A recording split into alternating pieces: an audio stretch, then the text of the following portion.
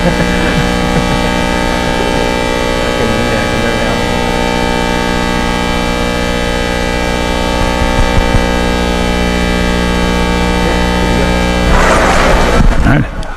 morning, everybody.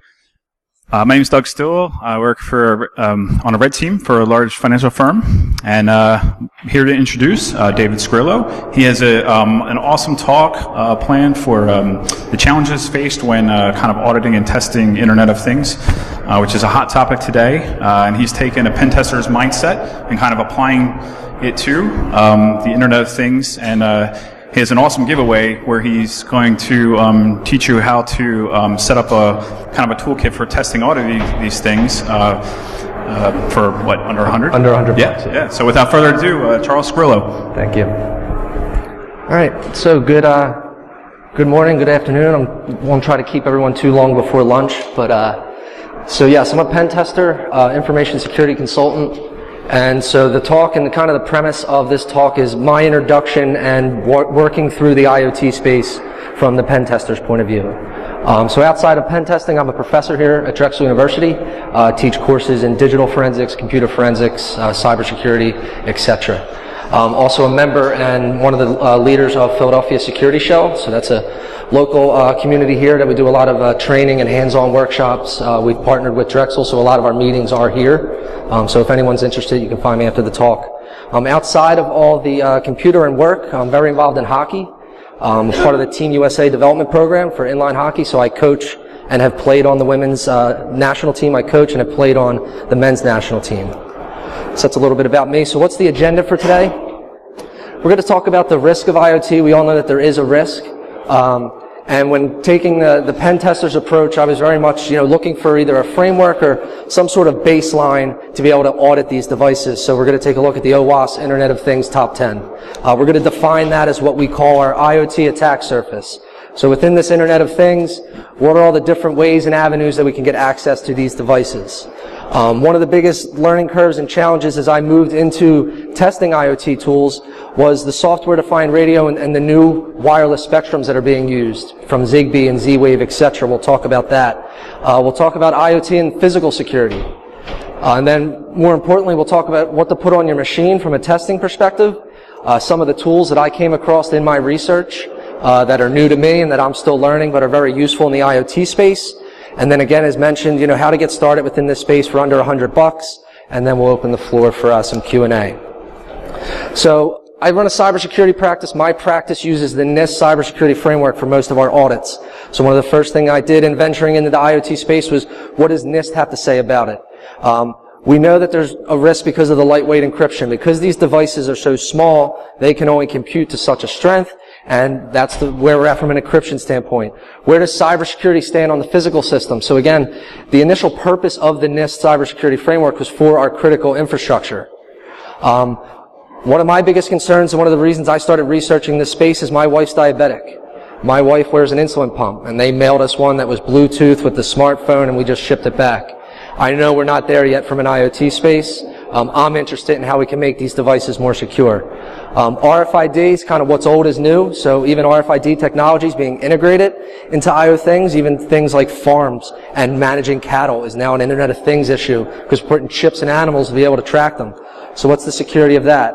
And then again, our industrial systems and the cloud. So that's NIST's perspective of the IoT risk.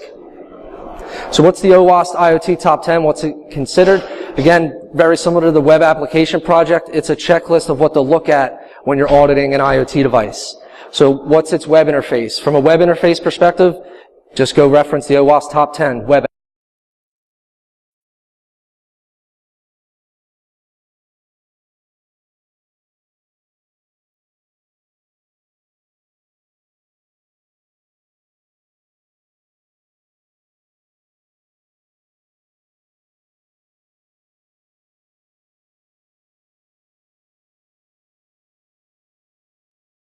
For open access points and then dump that traffic, I'm going to get whatever you're doing when you're setting up that IoT device. So that's back to someone with a backpack just patrolling the neighborhood, being able to watch anyone in the neighborhood register their IoT devices. And the screenshot is simply it. This was me taking a smart light switch and connecting it to my home network. And again, this was a simple JSON request that the outlet was then pushing to the mobile app to allow the mobile app to do that synchronization and bring this smart switch onto my Wi-Fi network. Big privacy advocate, as most people in this room are. So what are these devices collecting? Where are they storing it? How's it shipping it out? There's some of the things you want to look at when, testing in the IoT space. Insecure cloud interfaces. So there was a really interesting talk at DEF CON 24 when I attended. It's called Backdooring the Front Door, if anyone's interested in checking it out.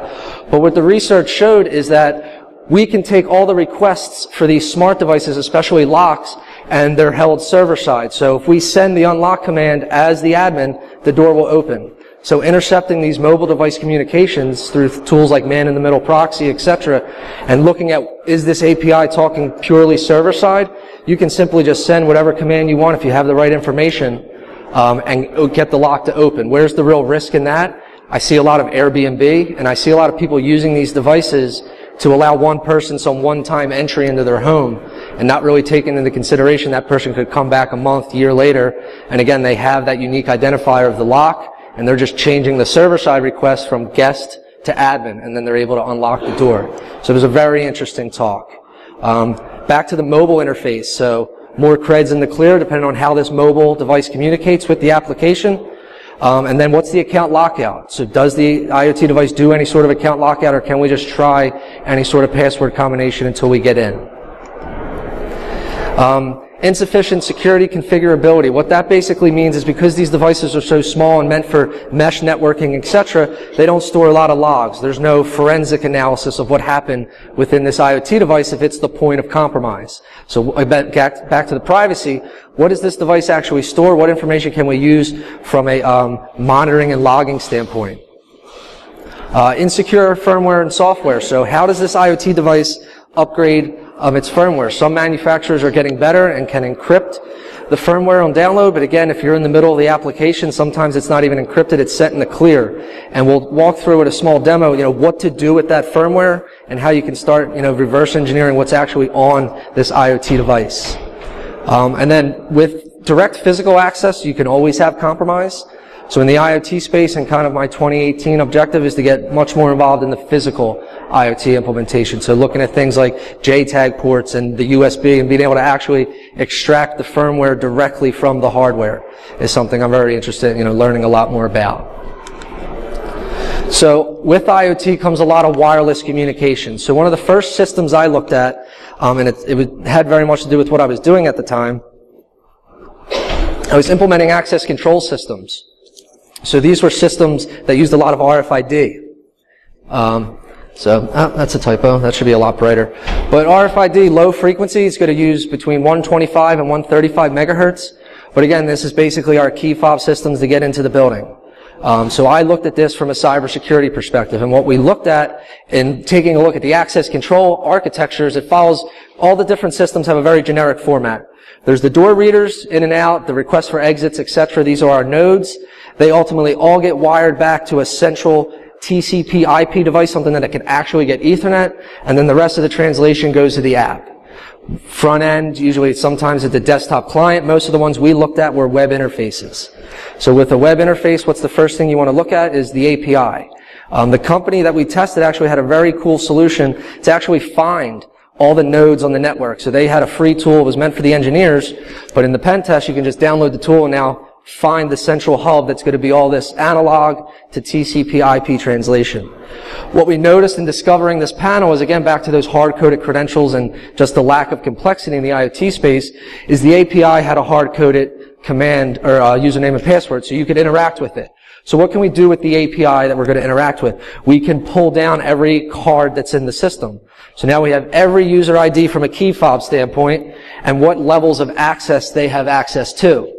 And the access levels are very interesting because we have the employee access, all doors, office access, and basically, and looking through this dump, you're able to then create your own card because you're going to want all doors, access always, and the one that got us in the door was the fact that we were able to disable the alarm. So we made our key part of the, shutting off the alarm system within the access control unit.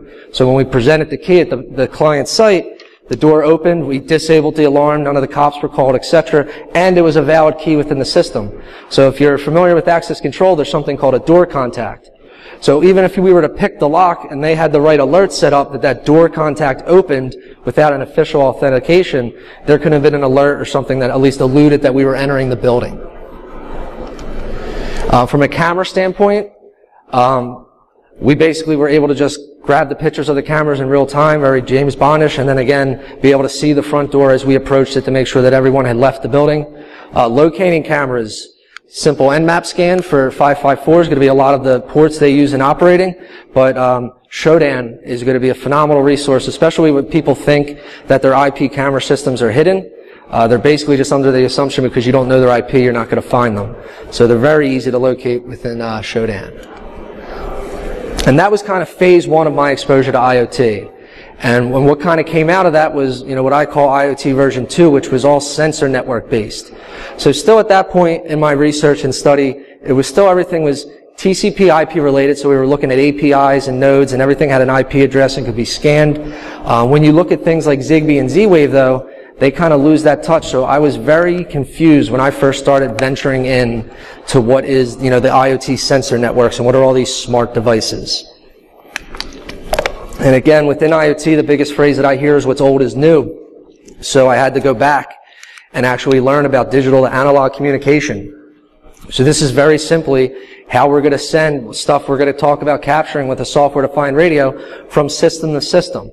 And how we encode that information is done one of three ways. It can be done via the amplitude of the signal, so we can go up or down within the frequency channel, and then also the frequency, so the repetitive nature of that signal. And then again, the phase. The phase is the difference between the sine and the cosine. So let's imagine a wireless wave, and then the second time around it doesn't go that low, and then around, so that's going to be phase. Again, in implementing or executing one of those, you're going to be able to get to the zeros and ones of this signal, and we'll walk through what that looks like from an IoT perspective. And one of the interesting things that's kind of missing from the TCP IP perspective that's very important in the IoT space is what's called a preamble. So all these devices are meant, and they're always listening, so they're always looking for that beacon or that request. Very small amounts of data are sent between these devices. So they have to set up their communication channel. So there's an initial preamble that says, hey, I'm about to speak, and then there's the acknowledgement, and then there's the actual data that gets passed to the IoT device. And from a graphics perspective, this is really what we're dealing with. We have the zeros and ones, and then modulate it into that signal, then we can demodulate and get back to the zeros and ones. A lot of advancement in testing the IoT has gone a long way since the software-defined radio. Having the ability to do a lot of this computation computer side versus hardware side was a big advancement from a research standpoint. So again, one thing I just wanted to bring out, and I came across it a bunch of times in my readings, is the difference between analog modulation and digital. So when you're talking digital modulation, you'll hear things such as key shifting, and then within the analog space, it's simply just modulation. So whenever you're talking digital modulation, you'll hear things like amplitude, frequency, again, key, shift keying, excuse me. So within digital modulation, what are the different ways we can send these zeros and ones that we're going to talk about from an IoT perspective? Again, we mentioned amplitude, frequency, and phase. I'm going to butcher this, but offset, quadrature, phase, shift, keying. Got it that time. That was a tough one this week. But that's going to be used in Z-Wave and Zigbee. And again, that's a combination of amplitude and phase shift keying. Excuse me. So again, from a visual inspection, because I've been talking a lot, this is what we're talking about when we look at digital data. What's amplitude shift keying, again the frequency, and then the phase changing. So one of the first protocols I took a look at was Bluetooth Low Energy. Uses frequency hopping across the spectrum. This allows it to operate at various different channels and send data at different channels. It operates again in the 2.4 gigahertz ISM band. If you're familiar with the Ubertooth 1, which we'll discuss in a little bit, that's going to be a device that will allow you to capture this traffic and have some analytics on the data. For reference point, the Ubertooth is not a Bluetooth dongle, so it cannot do Bluetooth functions. It's completely meant for sniffing. You still will need to utilize an onboard Bluetooth card in conjunction with it. If you don't have one, depending if it's a Raspberry Pi, etc., you can have a little extender to get that onboard USB Bluetooth function. When you're advertising in the Bluetooth space to actually get connectivity to a device, you use certain channels, so 37, 38, and 39. That's when you're advertising, looking for that connection. So from a sniffing standpoint, if you're looking for a device that's constantly beaconing, those would be the channels you want to take a look at. Again, in the maroon, we have our regular wireless channels, and then everything else is going to be what the Bluetooth low energy spectrum operates on. So what's in this packet? What's actually under the hood of Bluetooth low energy? We have what's known as the local link control and adaptive layer protocol, and basically this is a protocol that allows it to hop those channels and do that frequency spectrum hopping that was in the previous slide, and know what channel, what data was set on, etc. As far as knowing who they're communicating to, we have the access address. So within that information, even though we're hopping on various channels and communicating, that address is ultimately going to be our destination, etc. And then there's the initial payload, and then we have our message integrity check like most physical layers. One of the most interesting protocols I came across, because again it's very new, is Z-Wave. So this is used a lot in home automation. So when we look at the Samsung Smart Home, etc., a lot of these devices are using what's known as Z-Wave protocols. From a physical perspective and actually sniffing the traffic, it's going to be at 908.42 or 916. So they're going to be the frequencies that you're going to look at when taking a look at Z-Wave. And mesh networking is something that's very important when you look at IoT versus traditional communication. All these devices are meant to be able to be failover and find multiple routes. So abusing that from a pen tester's viewpoint, can we get these devices to jump off their network and now join mine? So what's that look like? So again, what's a closer look at Z-Wave? What's actually under the hood? Home and source ID, again, because you're going to be routing through multiple machines in a mesh network, you're going to need your home and source. And then basically, again, if you look at the physical frame, we have the preamble, which we discussed earlier. And then there's a frame control, again, to specify, because we're using very small amounts of data, we have to control how much is in there. And then we actually have our destination ID. So home and source is going to be the first hop. So source is the device. Home is going to be that next hop in the network, and then ultimately our destination is going to be mostly the hub. So if you look at Samsung Smart Home, all the Z-Wave sensors are meant for your doors and your locks in motion, and then the hub does that TCP to Z-Wave translation where that device can listen on that frequency and then also communicate out to the cloud and talk to your Samsung app that tells you whether or not your smart device is working or not. Within the application frame of Z-Wave, it's very interesting. We have what's known as the command class, and then the command, and then the parameter. So let's look at the light bulb, for example. The command class could be global config of lights. All right, so that's within the command, what we're actually going to touch, the light. The command itself could be change the color, if we're looking at, for example, a Philips Hue. And then the parameter would be simply what color we're going to change that to. So when analyzing these packets, change the colors of the lights, and now you have a quick way of knowing, all right, here's the preamble, here's the sync, here's the data. And I know that data is different because this part of the binary and the actual raw signal that we're capturing, that must be what's the light switch, or must be the color, etc. And that's part of the reverse engineering that we'll discuss. Again, mentioned Zigbee a bunch of times. It's going to operate within the same spectrum as Bluetooth, that 2.4 ISM band.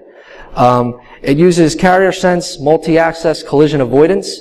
And that's very interesting in my research because a lot of these networks are jammable. So because, if anyone's unfamiliar with that term, basically when you're waiting to talk on the wireless channel, you listen first. And you ask the question, is anyone else talking before I jump in and start communicating?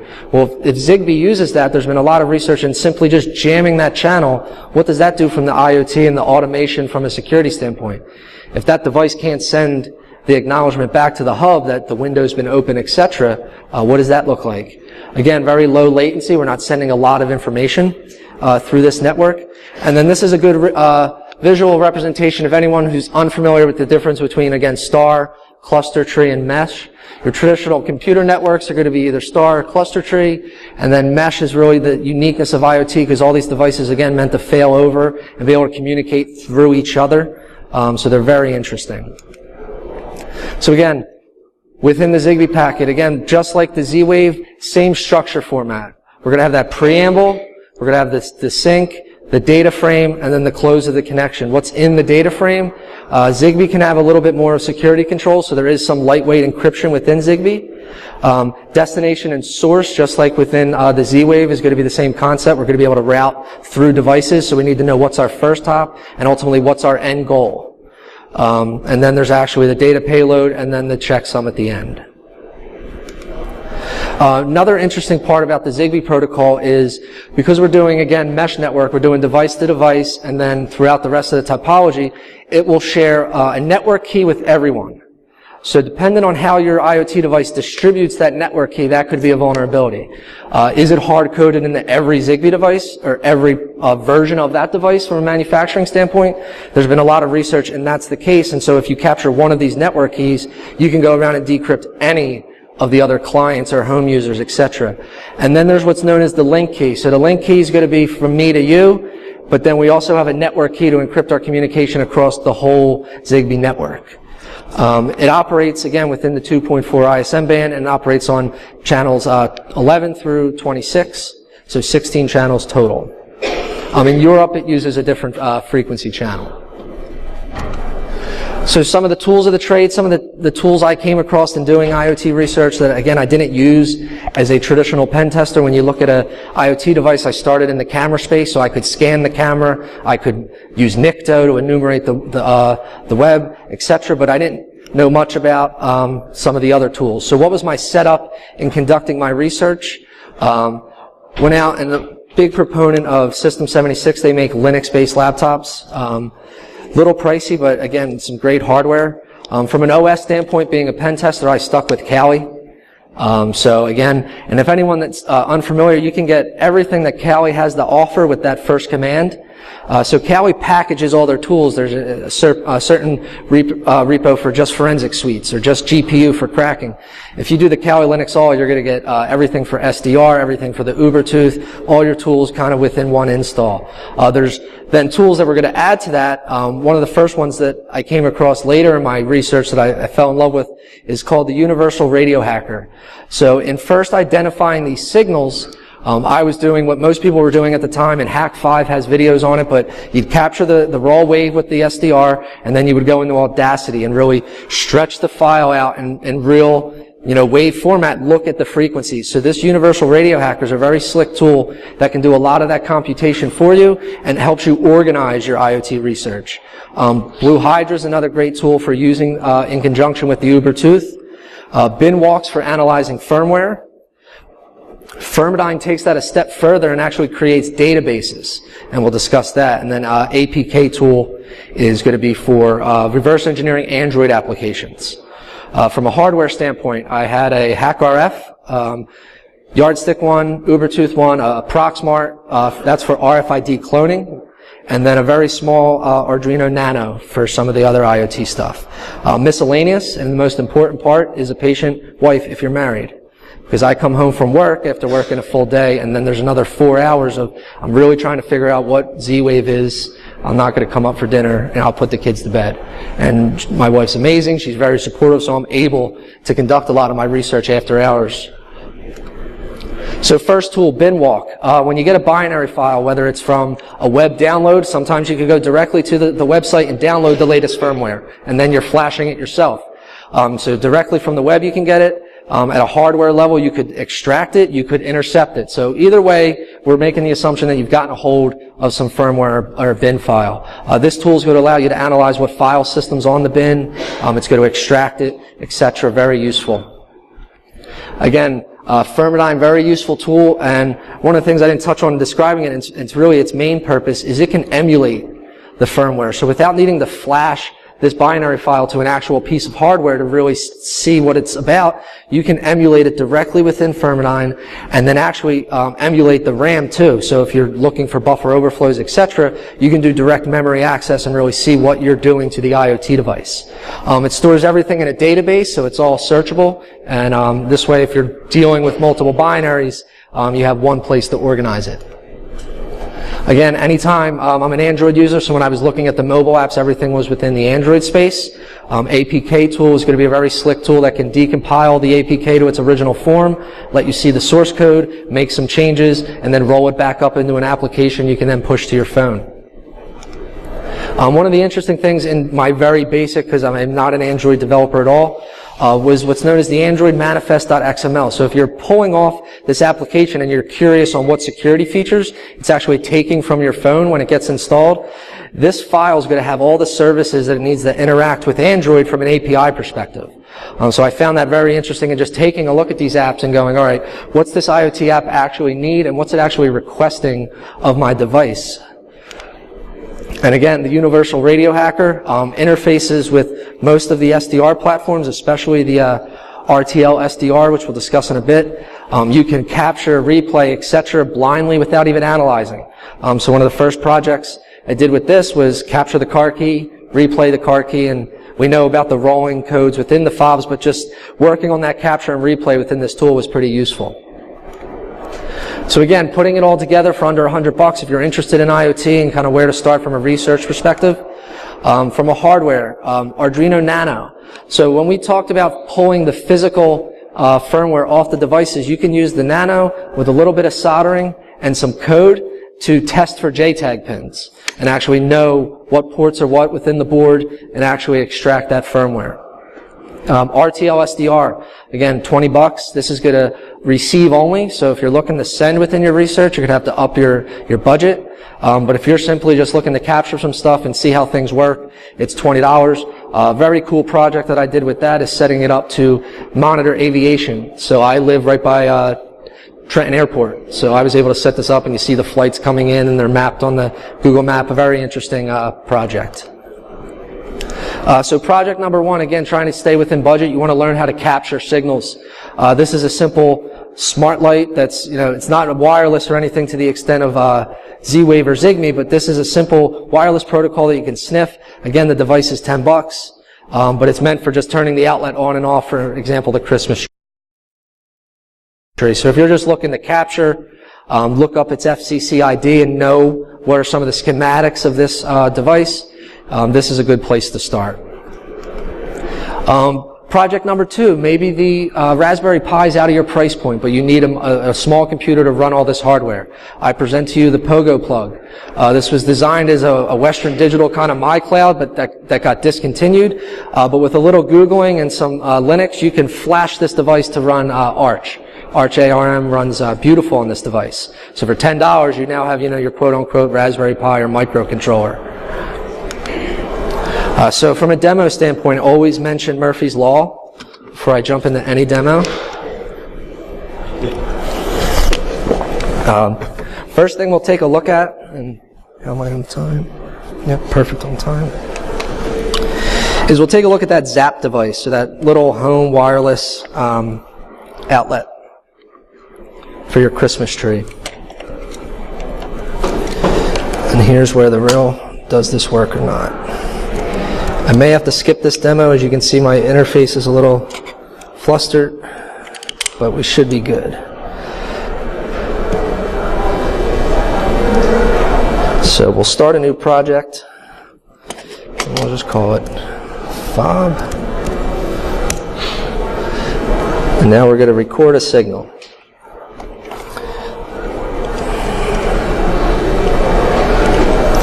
Choose a hack RF. And finding the frequency of this device, you would look at the back of the outlet piece. Every device that wants to talk wirelessly has to register with the FCC and have an FCC ID. You can then look that up on the internet, and you'll find out what frequency this device operates on. So we click record, and now we have a quick capture of what is simply the on of this device. We then save it. And if we close this, we're now going to be in the position to actually analyze it. So we can go in, and here's where you would choose your modulation. It can auto-detect, but even in second guessing yourself, if we take a look at the signal, it's not going to work. There we go. I don't need that anymore. We can see some sort of frequency. So we have one small part of the signal, and then it speeds up, and then one small, and then it speeds up.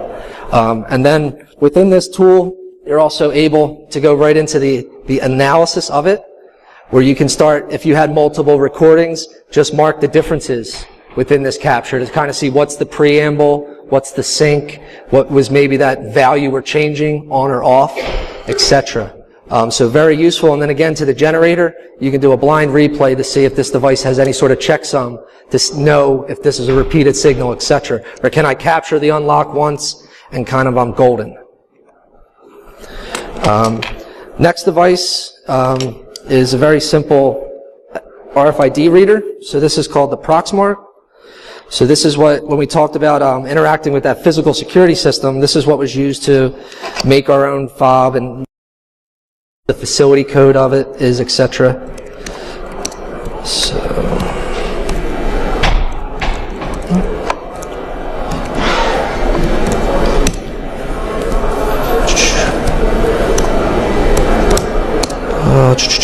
what do we have? And it's usually dev, TTY, what's it get? AMCL.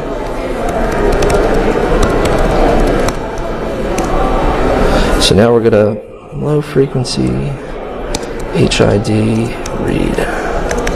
So now we just told the Proxmark to listen for, your generic key fobs. So now we have that captured. Facility code, for anyone that's unfamiliar with RFID, the reason you have a facility code and then a unique number of the fob is, imagine you want to use the fob across multiple facilities. So you could program certain facilities to use certain codes, and then you could use the fob across multiple places. So again, one of the things I like to just speak on is IoT's everywhere. So you got to have that hacker mindset. So I was at Chuck E. Cheese. My kid's a huge skee ball fan. And at Chuck E. Cheese moved towards, I came in with my whole pocket full of the coins from last week, and they're like, we don't take those. Here's a card. And I was like, oh, so what kind of card's this? So if we wanted to just search within the high frequency spectrum within this, we'd be able to identify, if I could type, what type of card this is without any knowledge of it. And then we could start to go down the rabbit hole of what type of encryption could it be using. Is it as simple as this, where we could just clone it and have a copy? This is actually a pretty good key fob from a security standpoint, so kudos to Chucky.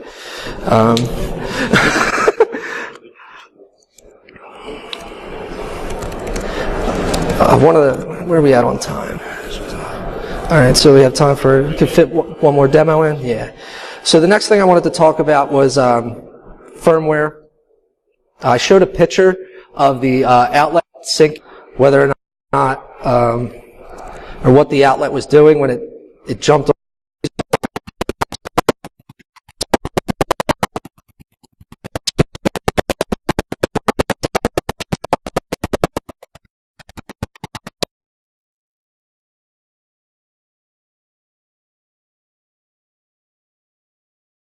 We see. So we know if we extract this firmware that we're going to get a Linux file system that we'll be able to explore and take a look at.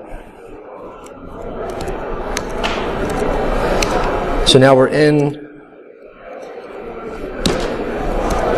the Linux file system of this firmware.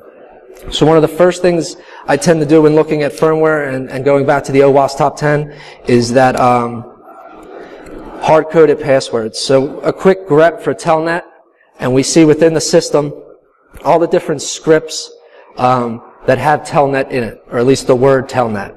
One of the first things that comes to mind, and what I notice, is this Etsy scripts miscellaneous telnet. So that looks like it's going to start a telnet service for this IoT device.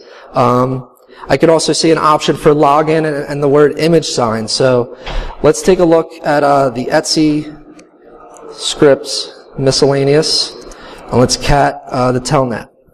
So now this is the telnet script that's going to initiate upon this router being booted. And if we look here over this part of the screen, we'll see that the login is this username, and then it's looking for the variable of image sign, which we identified earlier when we took a look at the strings of that file. And if you can see, image sign is simply a cat of Etsy config image sign. So if you go back within the directory,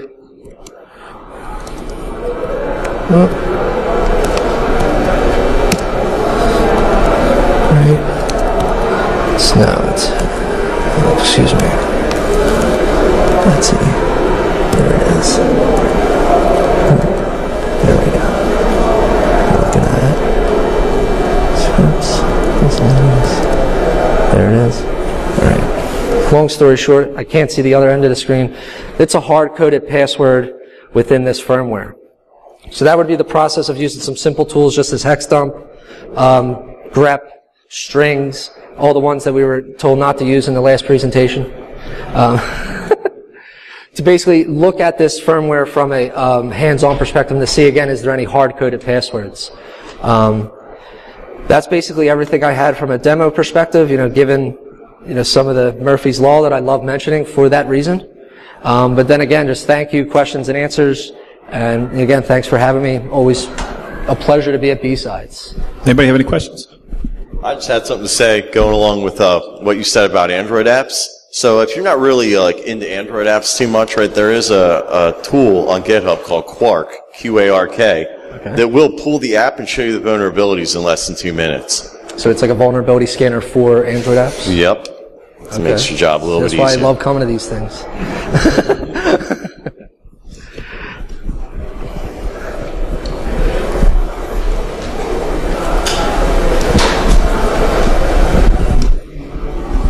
So from a security standpoint, do you recommend using something like a Zigbee or Z-Wave protocol over something like MQTT over traditional Wi-Fi? I mean, to that point, it all comes down to the implementation. I think the protocol has methods of being secure. They've rewritten and they've fixed some things, but it really comes down to engineering side implementation of what that device is actually doing. Back to that network and link key. That's not something that's built into the protocol, so sometimes how you implement and get that across can be the vulnerability. So either way, regardless of what spectrum, the protocol and the method of transferring the data stays the same. So the vulnerability, to your point, is going to exist, whether it's direct or over the Wi-Fi.